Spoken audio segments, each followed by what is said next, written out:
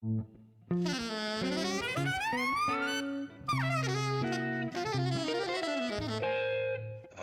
Jazz.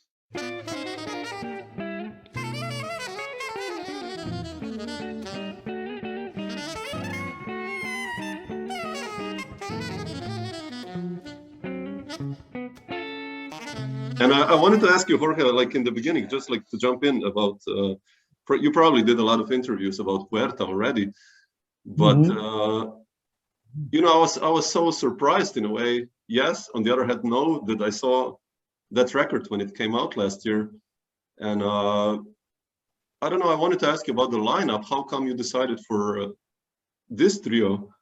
Yeah.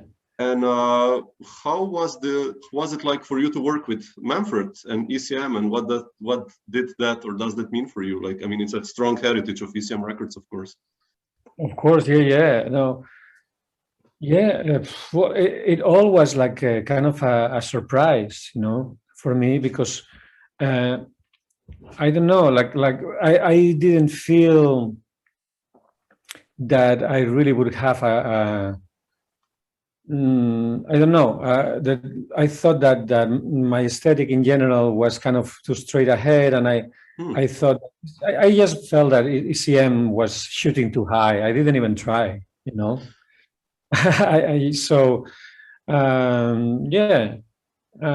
So you know, I had the quintet, and what happened basically is that I was doing this gig with Wolfgang Muspel's large ensemble, and that's going to be actually in ECM. No?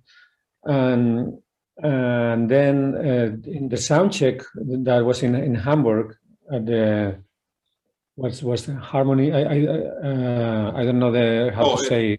Elbphilharmonie, or so it's not. Exactly there, yeah. Super nice. Yeah. So we were in the sound check, and then Colin Wallon, who was playing piano there, he told me, you know, Manfred is here and he would like to talk to you. And which is funny because we had been actually talking about it during the trip in the train, because we were coming from South Germany. He asked me, so Jorge, you've never recorded for ECM? And I was like, no. And he said, wow, it's interesting, you know, because I said, yeah, but yeah. And I mean, I guess the closest I got is like this recording I did with Steve Swallow's quintet, you know. Yeah. But that's not properly in ECM, no? It's like Carla's and Steve's, but it's like a little branch. But yeah, it hasn't happened. Yeah, I don't know, but I sure love the albums, and you know, and I really admire it. But yeah. So it was funny that we had this conversation, and just a few hours later, you know, he's like, well, you know, and then Manfred just told me that you know, he was pleased to meet me because we had met once very briefly. Steve introduced me to him in Berlin once, but it was like one hello, goodbye. I think he just wanted to talk to Steve, so we didn't really talk, you know. So, and he was just you know, very kind, and he told me that he was curious about, you know, if I would be into the idea of doing something for ECM, and then I told him, like, well, I mean, that's made me very happy and honored, but and yeah, I know that with Jakob Bro I've been playing, so he's mentioning, and he says, no, I know that, and definitely I'll see you there. But I was thinking more about something like as a band leader, you know. And I was, hey, well, okay, well, I'm good to think about this. I mean, of course, yes, of course, I would love to, but I would need to think about what, no? Yeah, no rush, just, you know. So yeah, so then that was the thing. That was in 2019. And then I was just thinking, no, I had already 2 records with the quintet out, you know, and I have been already. I actually had a recording that I've done already with Al Foster and Doug Weiss in trio at the Birdseye in Basel, which I still have and hasn't been released, which I'm very happy about. That was my first tour in trio with, like, you know, serious. But I've been playing in Spain sometimes locally, you know, try to just get experience, you know, playing as you're a guitar player, you know, it's not the same as. No, sure.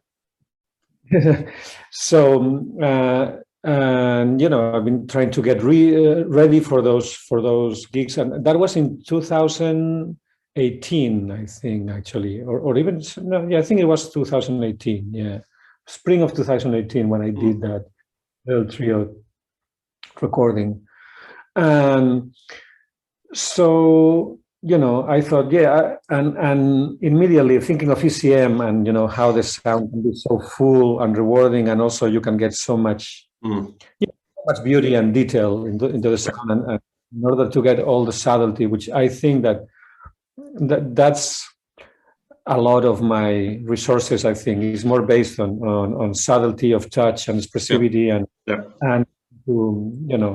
kind of a little kind of minimalist approach, you could say. Not that I want to put myself into any box of concept, and many times I hear myself and I think I play too many notes anyway. So. but that's the thing. I just kind of had this vision. I thought, like, yeah, ECM trio would be great, So that was the first thing that became clear pretty fast.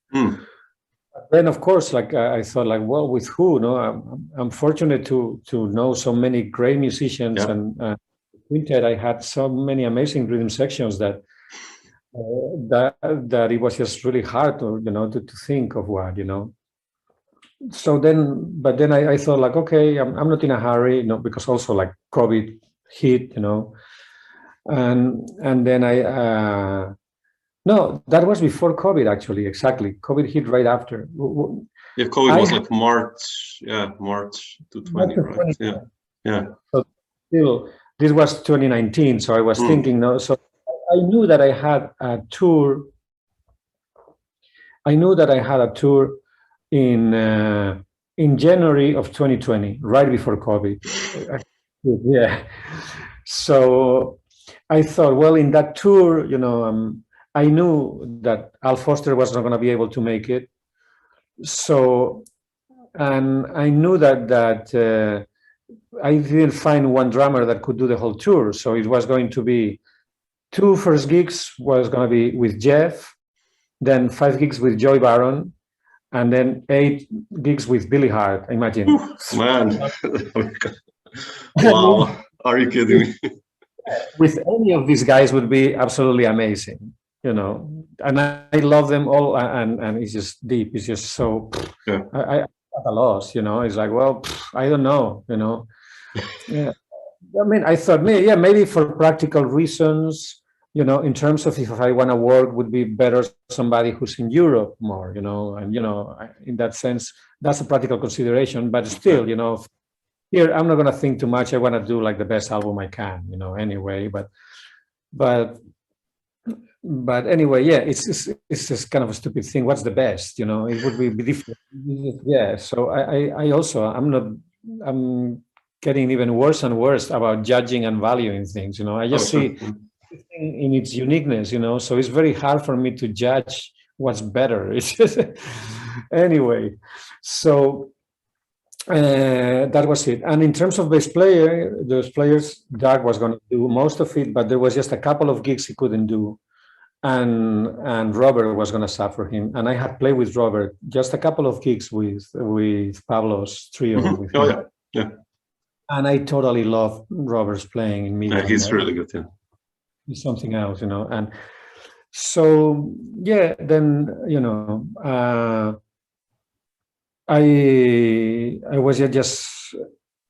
I just waited till that tour, and we did the tour, and it happened that the very first 2 gigs, was actually in Porgy and Bess, and that was the first one, and the second one was in Zigzag in Berlin. And in the very first soundcheck, the rehearsal that we did was with Jeff and Robert, and it's like Jeff immediately, for each tune, that it came up with a part that was perfect, it felt like really easy to play with me, like kind of like if he understands where my music comes from the same perspective that I understand it. Like then and then after like playing with Joey and Billy Hart, they are both of them from also slightly different generations. both of them. So I find that when you play with somebody who's older than you, and you play, at least playing my music, I feel it's like when I play with Billy or Joey or Joe Chambers or you know Jimmy, all these older drummers who are amazing. I feel that they, in some ways, they elevate me to their realm. I mean, they have a wider vision, and we share a common language. You know, of the music. And you know, I love their playing. I know that they're playing for a long time, and there is this connection, and they kind of push me, you know, to play in a higher level, which is great. But what I feel in some ways is that maybe I don't feel so much at home as what I felt with Jeff, in the sense of somebody from the same generation who has played with a lot of the same people I've played. Yeah, exactly. And then it kind of like knows, like, you know, I know that my compositions probably in unconscious ways for me, because I don't think of anything, you know, I just write whatever comes out. But I'm sure they are, you could say derivative is a bad term, but or influence, you know, or that, you know, so, but by this generation. So maybe, I mean, this is just me trying to rationalize, because for me it was just but I think that's what's happening, you know, that Billy Hart understands my music, or Joey, from a different point of view. Sure, yeah. I understand it and resonates with them, and we play, but I have to go to their territory, you know. And that's great with the quintet, because I feel that I also got Mark, and I got, like, you know, Jaume or Pete in the first half. So my role in the quintet is much more limited. It's more like I present the music, I'm the composer, and I put up a band together that sounds great without me. Basically, you know? I got a great player taking care of great comping whenever comping is necessary, harmonically. I got Mark Turner as soloist. So what else, you know? Yeah. It's covered. You know, I just need to play the melody and a short solo that doesn't suck too much. And I got exactly. You know, the rhythm section is killing. So, you know, so of course that's how I did it at the beginning, because when I, you know, I felt, you know, when I got the opportunity that I'm playing Vibes, that was at the beginning in 2015, a relatively new instrument for me. You know, I'm playing with, it's like, well, the best way to have the best music possible here is just to restrain my my playing to just whatever it is that I can do to a high level, and limit it, and give more room to musicians who are going to put it out there. And it's still my music, you know. And so, yeah, but then, in trio was more the thing is like, okay, now there is only 3 guys in the band. So yes, I need a strong soloist, you know, I 2 strong soloists. So it's really a trio. It's not like just me, rhythm section, because I don't think I'm the kind of soloist who's really good at long solos. I'm not. I'm actually, I know that. You know, I can tell.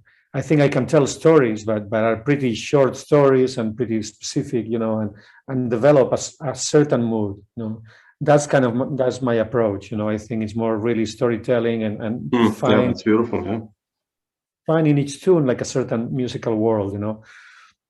Not like somebody who can just take any tune, you know, like a la Sonny Rollins, no, or and just play for a long time and develop an incredibly imaginative solo with tons of resources. I haven't developed that, and it's not my thing for now. No, that would be great, but I'm not there yet. That's a different aesthetic. Yeah, I mean, definitely. I feel that I need these 2 things, no? Some musicians who can really connect with, for me, what's the meaning and the essence of each one of my tunes, and also who have really a voice and a temperament and the resources and a beautiful, unique sound that it takes it in a completely new territory. And that's what I feel with Jeff and Robert. You know, they understand my music. You know, Robert is younger than me, but I think, you know, he grew up listening to a lot of music that I listened to, or sometimes I played in, you know, like with Brad or Paul. So So it's kind of similar. He understands intuitively, immediately where my music comes from and how to make that sound and how to make me feel at home. And at the same time, both Larry and Robert have a vocabulary that is very, very wide. Yeah. And that it includes areas where I'm a total beginner. So there is totally challenging, you know, for me in the same way or that different way, but well, like it's challenging to play with Billy or Joey or Doug, you know. Doug is amazing too, but I also felt that I already documented him and I'm planning to keep working with him anyway. You know, I know that in terms of work, you know how it is, everybody's so busy. I'm going to be probably working with different rhythm sections in the future too, you know, whenever they cannot do it. But it's true that once I recorded this, I feel that what we got is so special that I really want to work with those two as much as possible, because what crystallized in that recording, I mean, you think it's pretty amazing. We only played those 2 gigs in quintet, and we had never played in trio before. So it was on the day of recording. You got the tunes together and... That was it, yeah. Like basically, after that tour, I thought like, okay, I think, you know, for those reasons, just the way it felt and for this long explanation I gave you, but yeah, I think that this definitely is... This will work great, you know, and I will feel at home. Also, because I was thinking for music for ECM, maybe, although we still play swing tunes, you know, but the recording of Doug and Al was mainly standards, actually, only a couple of originals and more like, you know, so I thought that for this repertoire too, that was also part of it, you know. Yeah. But then I told Manfred this idea, and he said, "Oh, I love Jeff." He's like, "I don't know Robert." I was surprised that he didn't, but I said, "I would like to hear something." And then I thought, okay, well, maybe I just should do a demo tape, you know, and just send it to you and say, okay, that's cool. So then first I just thought of doing a demo tape. But then when since everybody's so busy, I thought like, okay, find some dates to record. I better record as well as possible. Don't be cheap, you know, get a really good engineer and make it as good as possible. And you know, that way, at least you already got a great recording, and let's see if we have to record again or not. But, you know, so yeah, I called Daniel Wheeler, who I know, he had recorded my first record, Stay There. And it's amazing. And I've done since then several recordings with him, and he's just great. You know, he's got also amazing microphones, you know, and yeah, that's good too. He's great. So yeah, so we did the recording there in the school in Jazz Campus, Basel, here. Yeah. Basel. And I was just very, very happy with the sound. I sent it to Manfred, and I was surprised that he just liked it the way it was. He didn't even want to record again. Okay. I didn't know that. Oh, wow, okay. Or even mix it. And so he just said that if he would like to change the sequence of the tunes. And I said I was honored that yeah, and actually the sequence he came out was much better than mine, you know. And I thought a lot about the sequence, but he came out with a better one right away. It was like, wow, this really makes more sense. So yeah, it's beautiful. So that's the whole thing. And the first time that we played together was there in the recording, the studio, and we just did like a couple versions of each tune. So it's really, really fresh, you know, in that sense. Yeah. Yeah, I mean, what did you think in terms of composition for this one? I mean, you know, you wrote a lot of music in the past also, but like Adagio and Tainos and maybe Tuesday, like beautiful music you wrote. And how did you approach? Did you write especially for this project these tunes? Like no. I was so scared of. I mean, not scared of. Like, I felt so much pressure, responsibility, you know, about this, you know, playing in trio with guys and for ECM, that honestly I just wanted to make as easy and comfortable for me as possible, you know. And also in the last 12 years, basically, yeah, now I haven't been writing for 2 years practically. Oh, really? Oh. But for the 10 years previous to that, I was writing not a lot, but a lot for me, like, but, you know, maybe 10 or 12 tunes a year, so that's nearly 100 tunes. Yeah, So exactly. I mean, yeah. I was like, okay, I have enough tunes. Why I should just learn how to play my tunes, and I decided to start writing for a while, a couple of years ago. Yes, I can start writing anytime. Now I know that if I force myself to write, I sit in a chair and it's like I don't get out of the chair till I fill up this page. So that's how I write. So now I know I can do it. So, but then I just felt that for this was such a special thing for me that I wanted to make sure that also, because in the quintet, since I'm sharing the front line with Mark, is great, but it's just not so intimate. Like in a trio, I feel that I can really just tell the stories in my voice, like in first person. It's like although Robert has some melodies and that, but so and take control of the whole orchestration. So I felt that would be a good occasion to reinterpret other tunes. So actually, many of the tunes are all tunes that I already recorded, but when I was playing piano, actually, Oh yeah, exactly. When you left Brad, yeah, exactly. Yeah. Like Taínos. Oh yeah, sure. Is in my very first record with Albert Sanz and R.J. Miller, and also ST, which is short for Sexy Time, dedicated to Borat. I just thought that for ECM maybe it would be better have a title a little more.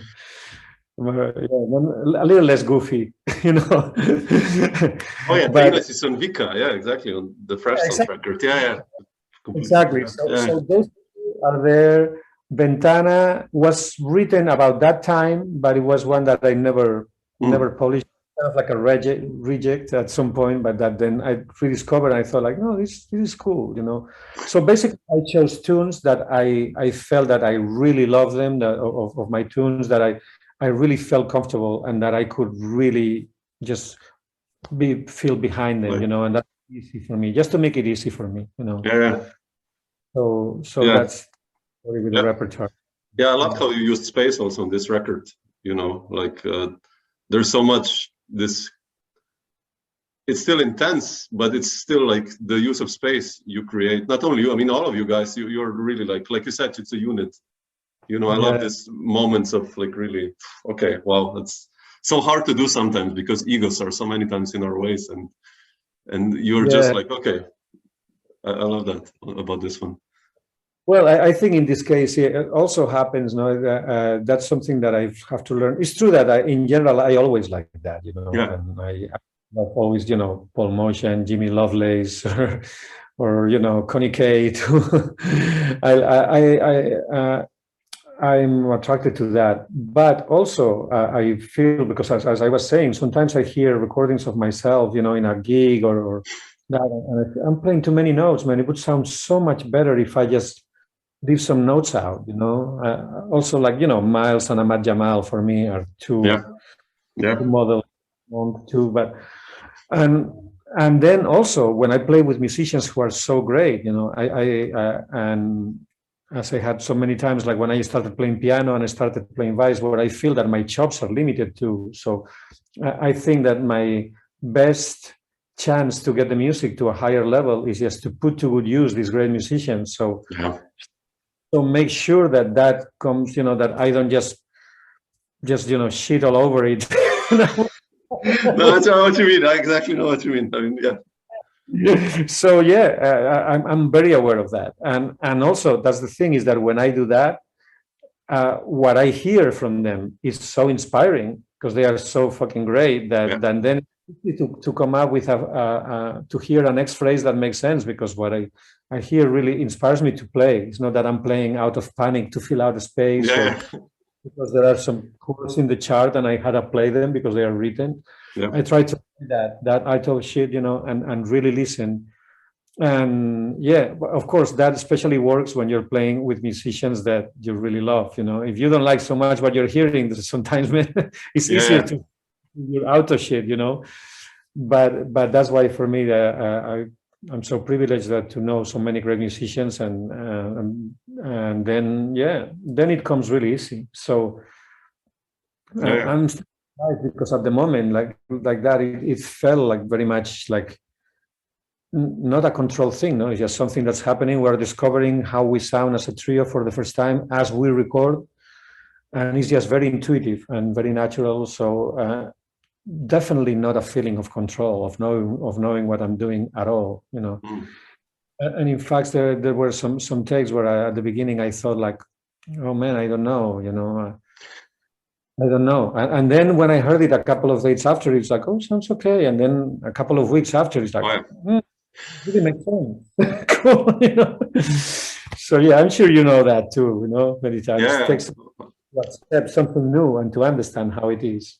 Yeah, that's beautiful. I mean, yeah. But regarding your vibe story, how did you decide kind of to, like in the 90s and early 2000s? I mean, I know you did then step slowly to the piano, but how did you decide also for the vibes to re-enter your life so strongly now? When was that decision based on?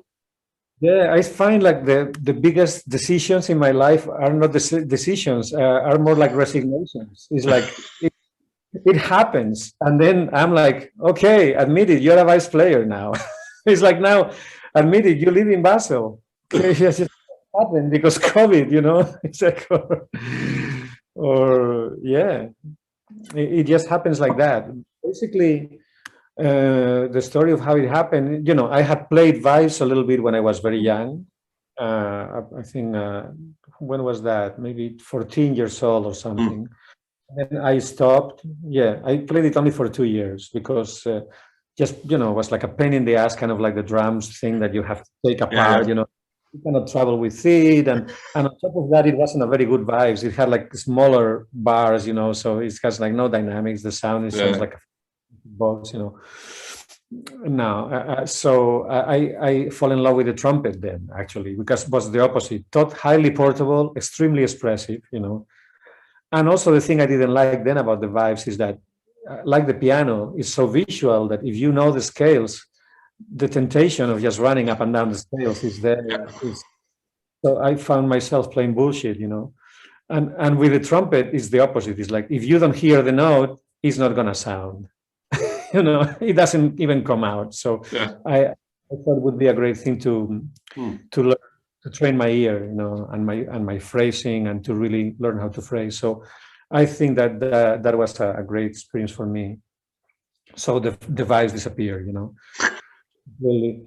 Then fast forward, till I fall in love with the piano, which has always kind of like been there, but and then just got on the piano. Because first I used the piano for many years, even at 14 or that, I was into it, but never saw myself as a piano player. It was a vehicle to learn harmony, to be able to play to learn music, just a tool, But then, like, at some point, I really totally fall in love with the piano, with the sound of the instrument, with the thing, and I just, that was, and that lasted 10 years again. It's funny, I was 10 years playing trumpet, 10 years playing piano, and meanwhile always playing drums. That is in the background happening.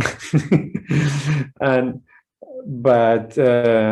then what happened is that in Basel, I've been, the reason I moved to Basel is that I've been coming to Basel to teach for already 6 years. So I was coming 5 days a month, so only like every month, just a few days, but very intensely.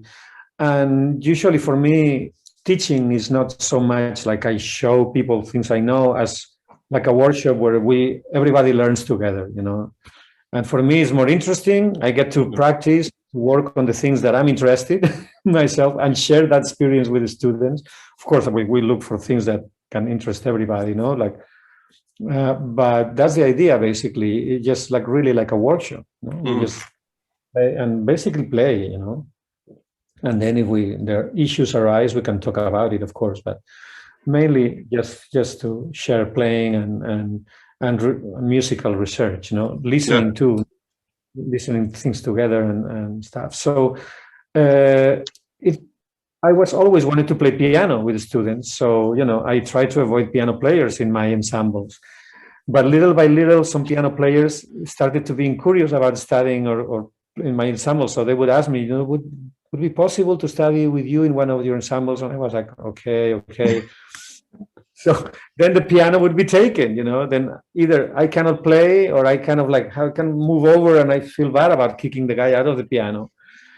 And meanwhile, in the school, they had like 2 or 3 beautiful Musser vibraphones, So I was like, I wonder if that would come back, So I just started with the students, just playing a little bit here and there, and then after 1 year of that, I think this was in 2010 when that started happening. Yeah. And then in 2011, I thought like, or maybe 2011 and then 2012. Yeah, in 2011, I think I bought a second-hand vibraphone. I thought like, maybe it would be nice to have one at home because this is fun, man. I don't know.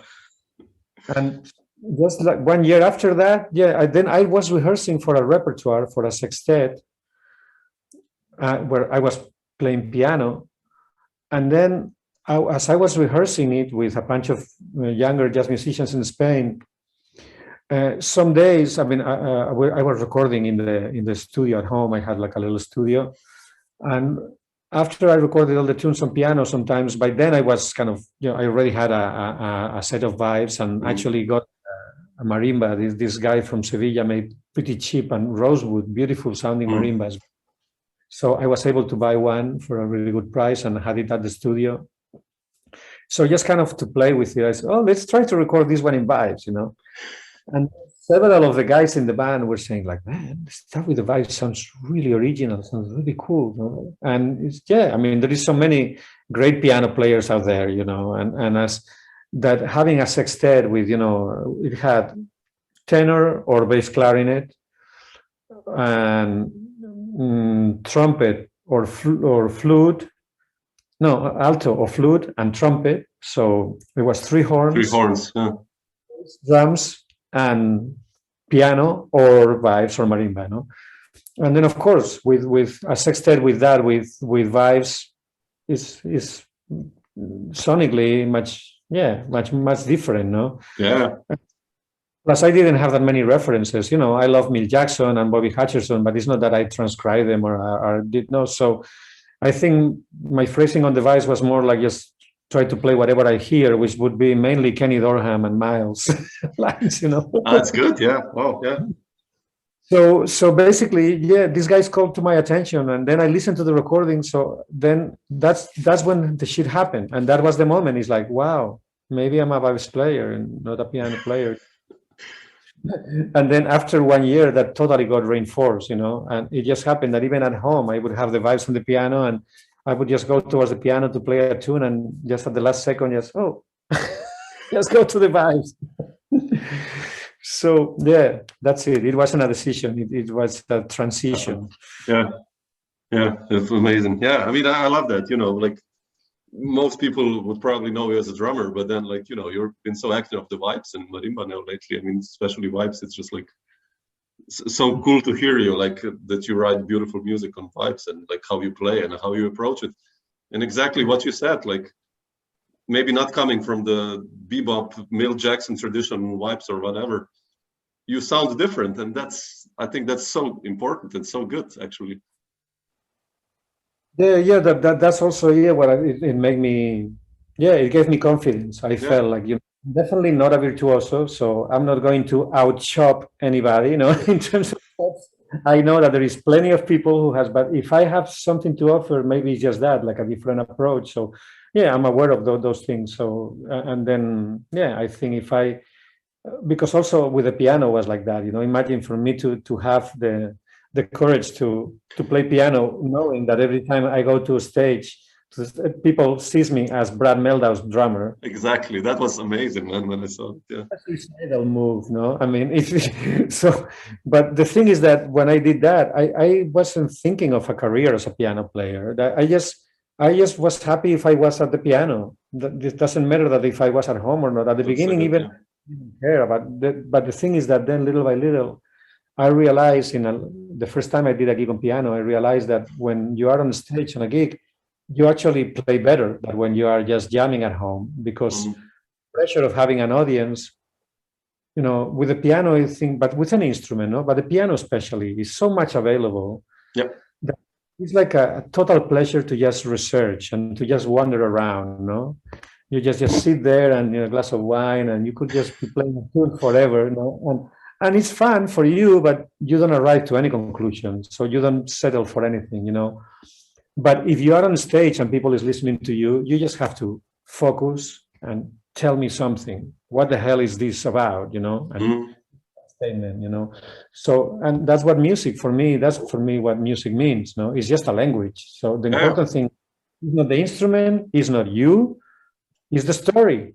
So if you make the story compelling, so then that's what I found. Is like, okay, I love telling stories, and that's what I'm gonna do. And then whoever sees me as an instrumentalist and is comparing me with Brad Mehldau is gonna see in about 3 seconds that I have, I'm outleagued here. But I still have fun, and hopefully somebody will enjoy the stories and that. So, but then it's true that with the vibes, I felt just that with the piano there are so many, I just felt that with the vibes was a field that maybe would be easier also in order to work, because my approach was going to be fresh and it was going to be more noticed. That with so many great piano players there, it's harder to maybe to be heard. So I guess, but I mean, now I've been playing Weiss for nearly 10 years. Maybe it's time to change instrument. I think it's like trombone or something. It's not going to happen. No. I'm extremely happy with the Weiss, especially with this record. I'm still at the beginning. I'm really at the beginning of in the trio, of really new story. So that's so beautiful. Yeah. But I wanted to ask you about playing with piano players.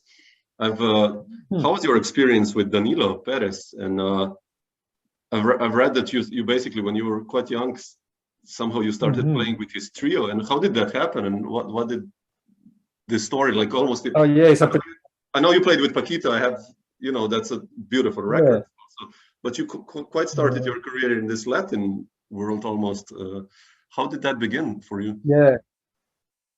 Yeah, no, totally kind of by chance, I mean, because I always definitely love Brazilian music, and Latin music is something that of course I appreciate and that, but it was never something super close to my heart, I mean, some tunes here and there and that, sure. But I was much more of a bebop head, I mean, when I started fusion, I mean, or basically you could say all my story, from a 12-year-old Beatles to 14-year-old Discover Weather Report, and then get into and then at 16 fall in love with the trumpet and Miles and Katie, mostly Freddie Hubbard too, I guess, and but a lot of that, and of course, but also I didn't think as a piano player, but of course, Keith Jarrett, Herbie, Chick, and then Wynton Kelly and Hank Jones, a lot. I mean, when I went in '89, when I went to Berkeley, I was a trumpet major, but I was a total bebop head, so I wasn't really. Total, Yeah, I was into just, Philly Joe and transcribing just stuff. I was completely into bebop, like, Young Lion, all the way. And but, but not a Taliban one, I still, of course, I mean, Weather Report was the beginning. So, in an open way, Sawinu is one of my... Yes, of course, Wayne. Imagine, Wayne. That when I saw Weather Report at 14 is when I decided that I wanted to be a musician. That was the that very moment. It was like, this is what I want to do the rest of my life. Whatever, as close to what these guys are doing now. That was the 832 with Jaco and Peter Espen. Yeah. Crazy band. Yeah. But you know, in that moment, I was really focusing on that and kind of also discovering Lester Young, whatever. And what happened is that I knew Danilo a little bit because in a short visit, a friend of mine a couple of years before had introduced me to him.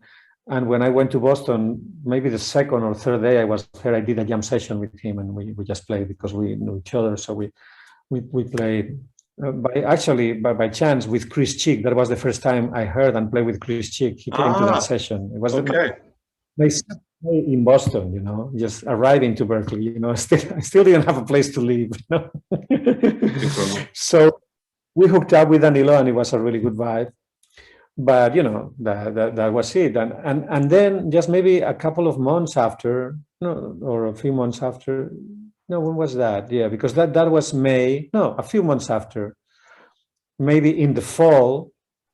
Yeah, maybe during that time we did maybe a couple of more sessions, you know, just informal sessions playing standards with some bass players around. But then one day we were in the cafeteria, and he says, like, Jorge, man, I have a problem. I have these gigs in Panama, and Ignacio doesn't want to do them. You know, Ignacio Berroa. Yeah, sure. What's happening? He's like, well, the political situation seems a little complicated, and he's a little nervous about it, but you know, I think it's going to be okay. And at that time, you know, I was obsessed with bebop. I had no idea about politics. I was totally, you know, never, you know, I just left Spain, did nothing, you know, totally unaware of everything and didn't give a shit. So I was like, well, you are from Panama. You tell me that it's okay. I trust you. And of course, but then I told him, he's like, well, you know, I really I don't know anything about Latin music, you know, really. But all I can tell you is that I love to learn. So since we still have a couple of months, if you want to give me some of the music and I try to learn, we can do someday some kind of rehearsal. If you think that I can cut it, you know, I'm very happy. And if you think I can't, it doesn't matter. I'll be grateful because I would have gotten like a great lessons on Latin music, you know. And he was like, wow, cool, all right, sure. He was giving a bunch of cassette tapes, you know, all these cassette tapes.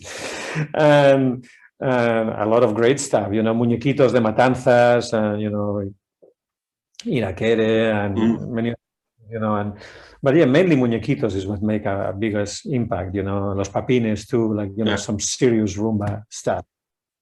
And then he showed me the songo pattern, which I didn't know, you know, with the cowbell, and this is the cascara, this is the songo, because he plays drums too, and he knows. Oh. Yeah. Actually, Danilo, when he started, he was playing like a fucking like 6-year-old playing bongos.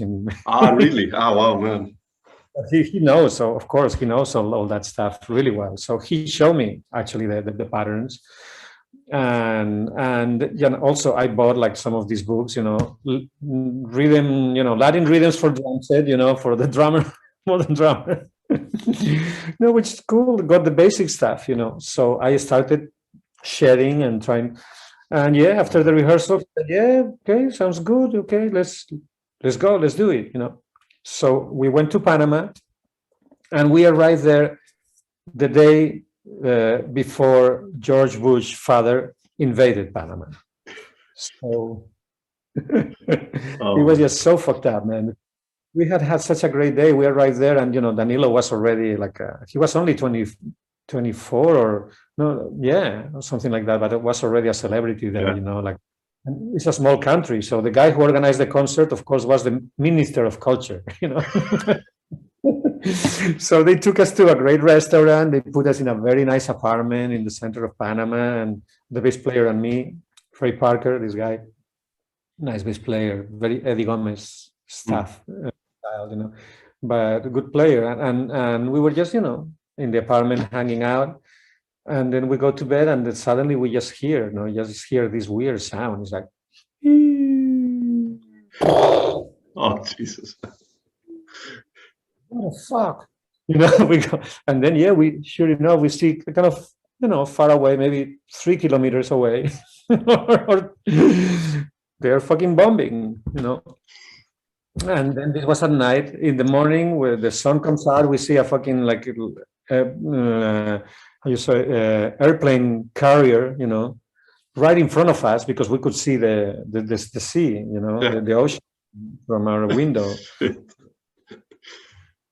So anyway, we got stuck there for 2 weeks, without being able to leave the country. Of course, the concerts were canceled. But we finally, after 10 days, when they got Noriega, we were lucky that the war only lasted like 10 days, because then we didn't know. Maybe we were stuck here for months, The airport is closed. I don't know, it sucked, So that was my political awakening. It was like, just because you don't care about politics doesn't mean that politics are not going to affect you. Maybe they will kill you, So what's that? Now I'm way into Chomsky, and and now I'm very politically aware for many years now, and actually I think it's crucial, because actually if we don't care about politics, it's going to kill everybody, all the vertebrates at least. yeah, that's bizarre. Like one of the first kind of touring gigs, and you enter a war zone. It's bizarre. Exactly. And then finally was they got him before going back to Spain. We actually did a gig, maybe two. No, I think it was just one. We played. It wasn't on the big auditorium because that had suffered. There were bullet holes in the auditorium, but it was in the penthouse of the hotel, and it was full. It was the first concert after the end of the war, so it was full. It was emotive, and so it was great, So then after that, I worked with Danilo a little bit. We didn't work a lot, but we went to France. We play a few gigs with this bass player Pierre Boussaguet, very nice, French bass player, Ray Brown style, no? Yeah. And then we play. I remember we play at what was that, Regatta Bar, or no, at Scholars with Claudio Roditi. Giovanni. Then the next year we went back to Panama with Giovanni Hidalgo that time. Imagine. So that was, I remember that I didn't even know who Giovanni Hidalgo was, the plane going to Panama.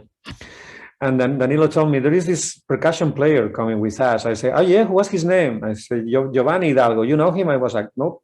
It's like, well, yes, he is amazing. So, yes, I was like, okay, I'll just follow him.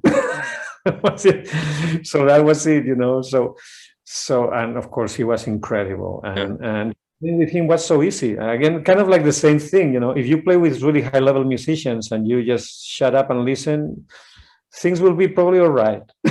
Yeah, definitely. Yeah, definitely. So, incredible, man. Yeah. That was it.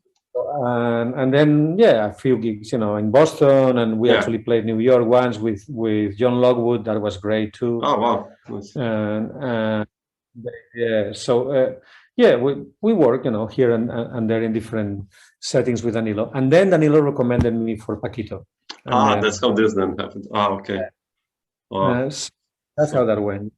So cool. But that's so ironic, because I was with all this identity of I'm a bebopper, yes, and then I just got, I guess, I don't know, in some ways, I don't know how much of that is really true, no, but this thing I got profiled, like, okay, I'm Spanish, so I'm Latin, so I'm a Latin musician, and it's so weird, because now these days, I also see sometimes that I see a lot of critics or writings about music, and one of the first things they say is like, drummer or a musician from Barcelona or from Spain or Catalan, and it's like, and it's true, I guess I am Spanish and that's part of my identity, but especially, I lived in the States, I live in Switzerland. For me, national identities are so overrated, It's not that they are good or bad, they are just irrelevant, for musicians, don't you think? I mean, it's I mean, they are there, sure. I'm sure that if I had been born in Thailand, I would be a different person, I'm sure. But I think that we all have infinite identities, no? Like, so the national is just one of them, one of the 20,000, yeah, you know? yeah. And it's not even so important, you know, if you listen to your latest record, it basically has almost anything to do with that. Yeah. Yeah. So. It's just funny, you know, how and it's not like a criticism on on the critics themselves, no? It's just how that seems to be such a thing when for us musicians, no, when we play with somebody, no, we never ask where he's from or she, no, we just when we're having dinner and, you know, we're meeting somebody and we're curious just to make conversation. Okay, so, you know, how many brothers or siblings you have, you know? Yeah. Where are you from? Oh, wow, cool. But, you know, if we're talking about music, it doesn't even come up. True, I agree. Yeah. I wanted to ask you, Jorge, also, like, you know, speaking about piano players, how do you see now back if you check the trio with Larry and Brad? You know, I remember when I was like a teenager still, when those first records came out, and I think those records, the trio really influenced my generation. I mean, I'm like 15 years younger than you, like, but especially jazz-wise, my generation was strongly influenced by that music. I remember listening it all the time. And also the piano trio tradition, I think you really changed some boundaries. I mean, you were involved, so I guess it's hard to look at it like, you know, as part of that, but how did you start? Also, you're playing in that trio. It's like, you know, it's you. It's not like you said you were like a bebop head, but it's not bebopish how you play. You approach it like really differently. And again, space is so important. But how do you see those years with Brad and your playing, especially in that trio? And yeah, no, it's very interesting. No, it's funny. I mean, I was aware that was going to be influential just because Brad was just so spectacular, you know, and spectacular is not even the word. The spectacular is one of the many things he was. So lyrical, beautiful, just such an amazing, you know, and very charismatic too, you know, in that sense, no, and in a deep way. So I just felt extremely fortunate that with Brad we had this affinity that also it just happened in the most natural way, you know. When I saw Brad playing the first time I saw him, which was the day before I played with him, because we had some gigs in Spain with Perico, you know, and my brother with this Crossing records in Fresh Sound, you know, those. That was in '91, and I was playing. Yeah, so it's about the same time. So that's the thing. Yeah, when I went this thing, I was a bebop head in the sense that was my passion. But of course, I also saw myself as an eclectic person, curious and open, you know, and I like all kinds of music. So I saw Brad just the day before going to the airport. I just went to see him to the Village Gate, and he was playing with Pete Bernstein and with Jimmy Cobb, you know, and John Weber on bass. So it was also the Jimmy Cobb live. So it was like, wow. I fucking loved it, you know. Yeah, I love Jimmy Cobb, of course. Jimmy Cobb had been a big influence for me, actually. Just I think in terms of the pulse, the person that I imitated the most, especially at that moment after, you know, years, Jimmy Cobb was really a model. Philly Joe too, but Jimmy Cobb even closer in some ways, you know. Miles at the Black Hawk was like a big... That's killing record, yeah. And his pulse is something that I can, you know, that rhythm section with Wynton Kelly. But then when I saw Brad, he sounded to me like somebody who was so much into Wynton Kelly that he had fucking digested him so much that he didn't sound like somebody who's checking out Wynton Kelly or trying to sound like him. He sounded like himself, but who had absorbed Wynton Kelly's language in some ways and already mixed it with some other stuff, you know, but so like he knew it from the inside so much. I mean, that's just my perception. It's a little bit of a fantasy now. If I listen back, of course he has, but yeah, Brad, I don't think he never systematically checked out anybody in a really, not even Wynton Kelly. He just loved him, and his ears are amazing, you know. Yeah, He was playing with Jimmy Cobb. Yeah, yeah. So that came out. But so that's my first impression of what I heard that night, you know. Oh. Then, of course, you know, with my own insecurity, I was thinking, wow, this guy is not going to be too excited playing with me. You know, he's so much into winning, and he's already playing with Jimmy Cobb. I don't have much to offer here. But whatever, you know, I'm going to enjoy the ride. But then the next day, even in the sound check, when we started playing, he sounded completely different. It was like that was my comfort zone, which made me feel more confident because, you know, this guy is some bad motherfucker, but he was 6 years younger than me. And I was playing with Perico, who was my friend, and we've been playing together for years, you know, and with my brother, you know, he's coming into my territory. So, and then he sounded like he had been the piano player in our band for 10 years. And he, you know, from bar one, you know, Yeah.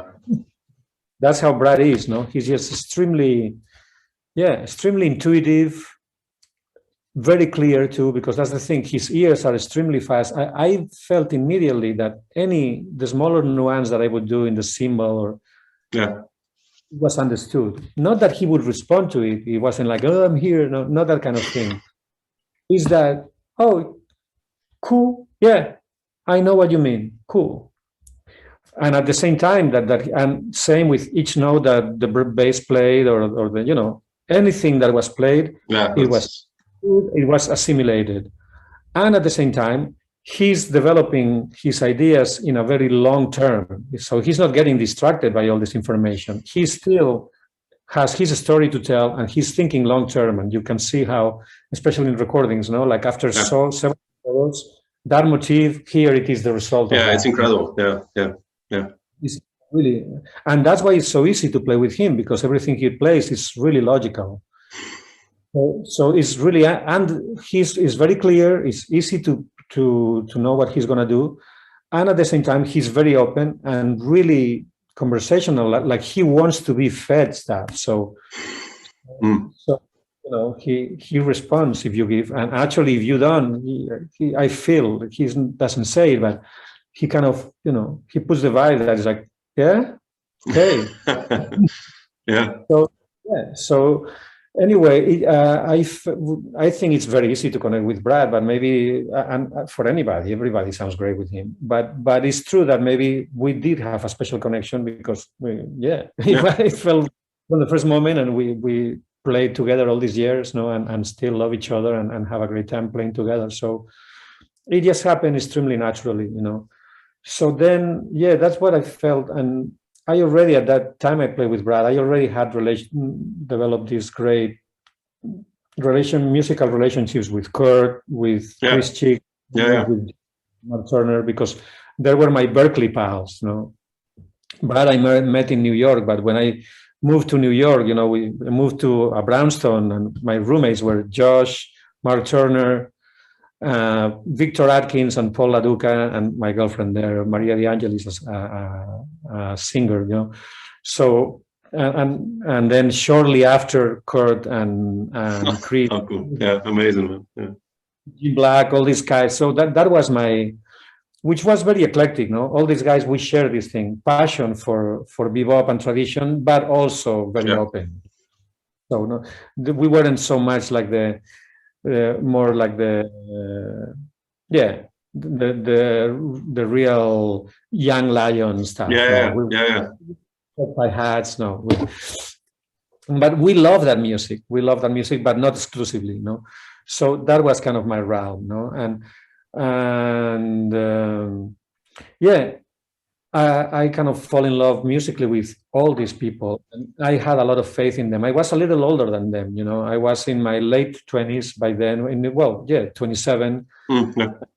Brad was 21, and Kurt too, you know. And then I met Ethan in New York. You played with him, Reed, and Reed, they were both kind of like Brad's age. So that was my position, you know. I felt more or less confident because even if I admire all these guys, I thought they were all geniuses, and I had a lot of faith that they were not going to be unnoticed for too long, you know. That these guys it's gonna be fine. It's a good investment to play with them too, career, you know. thinking in that sense too. But mostly, I just love playing with these people. So yeah, sure. you know, I'm happy here. I trust this process. I'm going to spend my time playing with all these people. No, I also had a great bond with Mike Kanan too. Yes, amazing player. Yeah. He was also when my roommate in the next place in Brooklyn, you know, and then Bill McHenry after. Anyway, many great musicians I met there.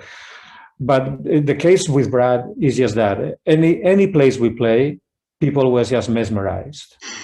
Yeah. And so I knew that, and he was so open-minded that I felt that because I think your question was a little bit in terms of discovering a new language for piano trio, no? Yeah, it's like, did you guys talk about like music, like how, or no, not really. You and Larry also. I mean, you and Larry sound like, you know, when I listen to, let's say, Gary Peacock and Dijonette in a piano trio context, you play. I mean, of course, you all listen to that trio, but you approach it completely differently, you know, than those guys. Like, did you talk how to approach the music, or not really, or it just happened? Or? I think it happened. It happened, and so that's the thing, is that for me, I don't believe in finding a personal sound by, in finding it, in recognizing it. I believe in letting it happen, in not getting on the way. You know, if you look for it, it's kind of like this Picasso thing. No, I don't look for stuff. I find stuff. Yeah. You know? Yeah. We recognize what's already there. No, of course we were aware. Like when because first we were playing with my brother, but it got complicated for personal issues. But also aesthetically, he was much more more coming from a more traditional stuff. Mm-hmm. That I always loved about Larry, and we did talk about it, but just on a second, when with Brad and me were thinking about which bass player to play with trio, no, he had played a little bit with David Sanchez's band with Larry, and he loved him. And I had been playing with Larry before in Boston a little bit, and I loved him. And one of the things that I really love about Larry is that he played extremely strong, extremely clear, very super swinging, like pulse, ridiculous. Yeah, it could fit perfectly in any traditional setting. If you go like super just blues or standard traditional, he's right there. But at the same time, his phrasing and sound is not totally reminiscent of time period. It's pretty timeless. Yeah. So it's kind of like the same way that Roy Haynes can play with Lester Young and Chick Corea and he plays the same shit. Incredible, and I think Larry is kind of like that too. He would play the same Larry stuff, and you can fit it in a completely avant-garde thing, and you can with Coleman Hawkins if It works, and that's an amazing quality. That's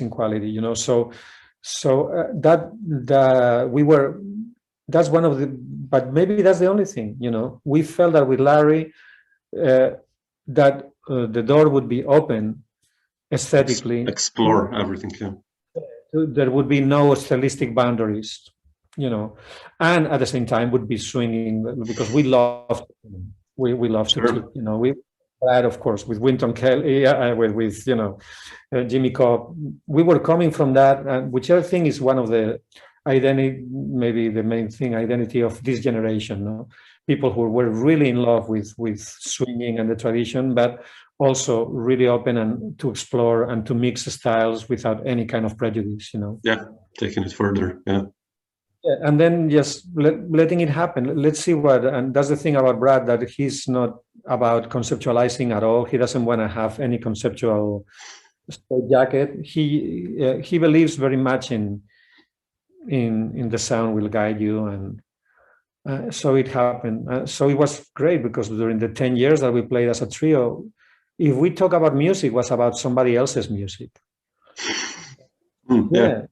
Never about what we did, and no, because it would get in the way. For us was this kind of, we didn't even talk about this but it was assumed, it was understood that what we do that's what we do, and each different, and so it was a truly magical thing. But of course, we were aware that people really loved it, and that we were able to find ways, no, and for me it was very interesting also with this thing about Latin music, no, because when I was playing with Paquito and Danilo, no, I was like a total beginner of that music, and incredible master of that stuff, and Paquito and Claudio Roditi and Ed Simon, and so I always felt like a little bit of an intruder, no, somebody who's trying to learn that is very far away from having real credibility, because the truth is that I didn't even have, like, you could say, of course, I'm not a bebopper, no, like,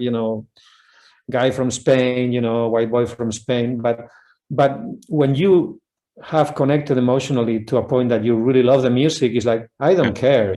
Yeah. Maybe somebody else, I cannot swing because I'm Spanish or that. I don't give a shit. I love this shit, and this is in me, That's how I felt about bebop, But I have to confess, I didn't have this passion for Afro-Cuban music, Sure. And I hear Muñequitos, and this is amazing, and I love the groove, and I love the counterpoint, but, it didn't hit me like the way that other stuff hits me emotionally so close, so it was different. I felt a little bit more like a foreigner, so that made me, it's not the same feeling. But then the funny thing is that, of course, I worked very hard in order to because I wanted to learn, and I was open to it, and I wanted to love it, and I got into it as much as I could. So I did learn certain things, for those 2 years, which is not too long,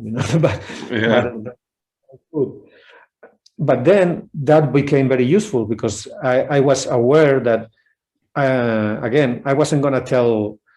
Same with flamenco, At the same time, I played a little bit with Chano Dominguez, and I learned the rudiments of bulerias and alegrías and basic flamenco stuff. I was aware that if I relax, these things would unconsciously filter, and this, I think, is what happened too, So in terms of the drums, I unconsciously sometimes, but once I recognized them, I was like, oh man, wow, the way, especially with the waltzes, with Brad would play a lot of stuff in 3/4. When we play stuff in 3/4, sometimes that would connect with the bulería phrasing, which is 6/8. And I realized I've done it, and it's like, oh, that's cool. I can do that stuff. I'm not gonna say a word to Larry or Brad about it. This is my little secret. I never told them, well, let's put some flamenco shit. It's like, no, I didn't want them to go kind of like, put some Phrygian shit in there. No. Yeah. All I felt is that this gives me a certain rhythmic framework and a structure that's completely independent from what they are doing. So it's kind of like, this is what I bring to the table, like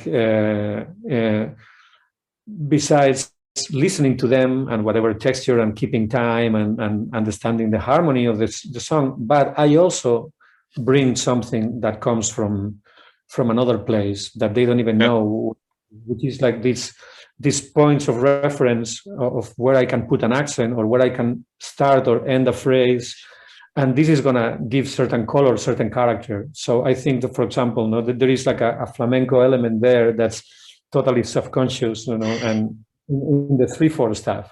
Yeah. And in other things, probably I haven't even rationalized it, but probably happens because it's the same, no? So, but it was like that. It was more like allowing things to happen, and then maybe when you see something, recognize it. It's like, oh, okay, there is something there that could be developed, or that can. I'm aware that's there. Let's see how it develops. Yeah. But always in this more passive way, Yeah. Yeah, that makes sense. I mean, like it's that trio is, that's why I think it's so important for everyone. Like, after you guys existed and played that music, because you changed these parameters of, I mean, of course, guys did it before, but you even expanded this rows within a trio, which is so nice. Well, let me say just something about that. It's not to be self-destructive or no. I value it, and as I say, I was aware and very happy that to be the privilege to be in a trio that every time we play, people was really, really hit hard and that it wasn't going to make. Yes, that's true.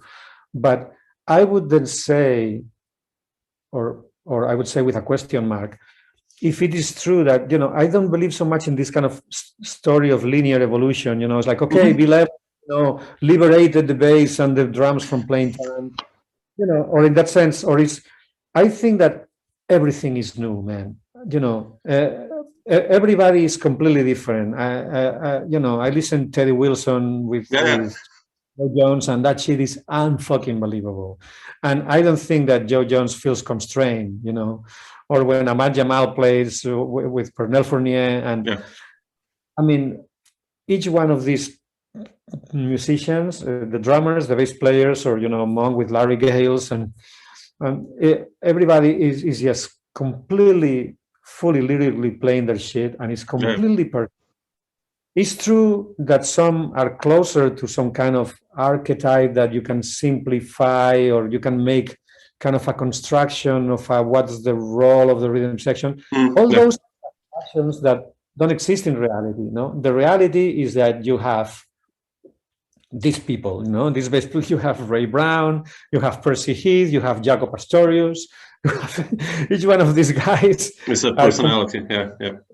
And so in that sense, the only thing is just that for some reason it's true that some combinations of players and some players as individuals, but also it's true that in some combinations some things blossom that have like a lot of charisma and really connect with a whole generation and move things forward. Sure, I see, but what I'm saying is that I don't think that has so much to do with the music being new or being something that never. But it's just that, that those characteristics by themselves are really attractive or really powerful, or hit people in a certain way, But in terms, I think that's one of the beautiful things about jazz. I'm sure you're finding this too, that when I was very young, and very stupid, of course, you think that there is like these big guys, like the big guys who move music forward, Charlie Parker, John Coltrane, Miles Davis. And then by comparison, all the other guys, they are good, Kenny Dorham is good, but, maybe you could say, compared to Miles, it's kind of mediocre. It's like, man, no way, man. Some geniuses, and our Farmer, a trumpet player, or, like you go even, like, I listened a lot last year to Herbie Nichols. Oh, I mean, talk about an Andrew Hill and all these guys, like they should be like up there, like on the pedestal of jazz piano. I mean, in a way they are, but they are not, but it's so fresh still now, Yeah. Exactly. Who plays better than that? I mean, they play different, but so exactly. So exactly, I know you know that stuff, but it's true. Those narratives are so pervasive, and that so for me, I when I have an opportunity in an interview like that, if I can, take a hit at them to destroy them, it's good because. No, but it's good what you say. I mean, like, because I also tell my students, like, I'm listening to Brad Mehldau Trio, and I'm like, super, but go back, go, I don't know, go to Art Tatum, go to Teddy Wilson, go to, I don't know, start, go back. It's good that you're listening to what they're doing, but, check out everything else, check out under the radar guys, and, that's so important. Yeah. Totally. Yeah. So very, very good. Yeah, man. Thanks so much, Jorge, for sharing some of this stuff, man. I really appreciate it. I could. My pleasure, man.